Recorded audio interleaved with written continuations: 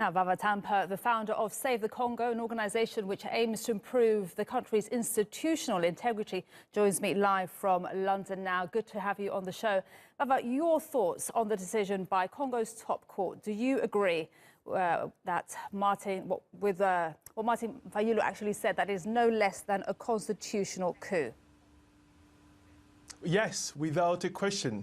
The evidence that we have seen, evidence which the Catholic Church had produced, evidence that were leaked from the Electoral Commission, essentially proves Mr. Fayulu's argument that he won the election. And what we know, what we have seen over the past couple of days or couple of weeks, is essentially Mr. Tshisekedi and Mr. Kabila made a deal to sort of, essentially prevent Mr. Fayulu from becoming president.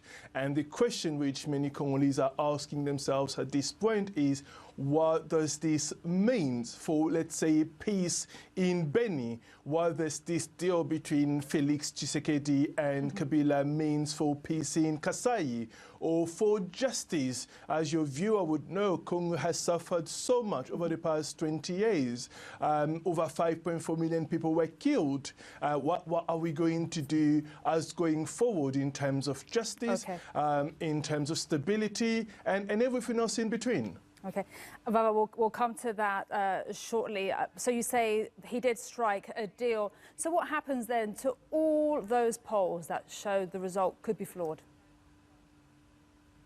Well, look, from the onset, people like me, people in civil society movement had been saying from the onset that for this election to be free, fair, transparent and inclusive, we should have gone through a transitional government, something led by Denis Mukwege. However, that has not materialized, that did not materialize. So there isn't a question here, there isn't any doubt that the election itself was never free, was never fair, was never transparent. That is without a question.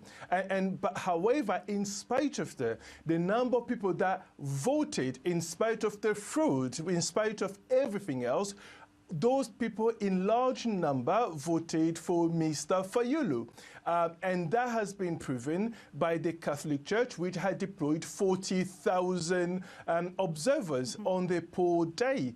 And they had actually collected 13 million votes, which shows that Mr. Fayulu had won by a margin of 60% of the vote. And we also saw data that were leaked by someone within the Electoral Commission, Seni, actually supporting the evidence that the Catholic Church had put forward that Mr. Fayulu had won. However, Mr. Kabila is incredibly, Kabila not just himself, but his entire team are incredibly frightened about the Congolese people becoming in charge of their country, which would have happened if Fayulu had been sworn in, elected as president. As a consequence, they had made a deal, and I think one of the things that we are going to lose as a people is essentially justice that we have been fighting for so long. It's not going to take place. And the truth, because you cannot build a country without truth or without justice.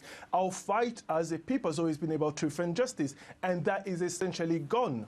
Okay, it's about truth and justice, but what really can change now, because Kabila, as I understand it, Joseph Kabila will now become the head of the Senate, and his party have the absolute majority in Parliament. So nothing changes, really. Well, absolutely nothing changes. And this is the reason I say I feel triply betrayed.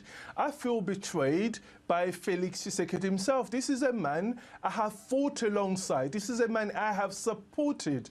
And so I feel deeply betrayed by him. I also feel deeply betrayed by fellow Congolese, even some of my dearest friends, people I've eaten with, people I share everything with, who know the truth, but essentially because a family member is involved, or because they have a project linked with Felix Tshisekedi's people, they refuse to speak out, they decide to keep quiet. And I feel deeply also betrayed by by my own, the larger Congolese community, who are frustrated because Felix made a deal, but who are failing to make a good argument, and they're using tribal languages. So what we find ourselves is Kabila would become essentially the second man in, almost the second line in the country. If Felix does anything silly, the parliament can easily impeach him, and Kabila, as the head of the Senate, would easily return and become president. But beyond even that, it also means, because, again, which doesn't make sense, when Kabila's candidate, Kabila's cousin, Shadawi, essentially won less than 24% of the vote. However, Kabila's party or coalition has won over 70% of all the seats in parliament, which essentially means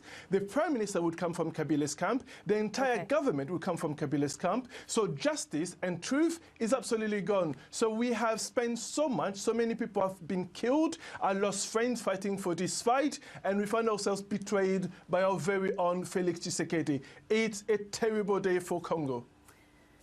Vava, thank you very much for your thoughts there. That was Vava Tampa. He's the founder of Save the Congo, speaking to us from London.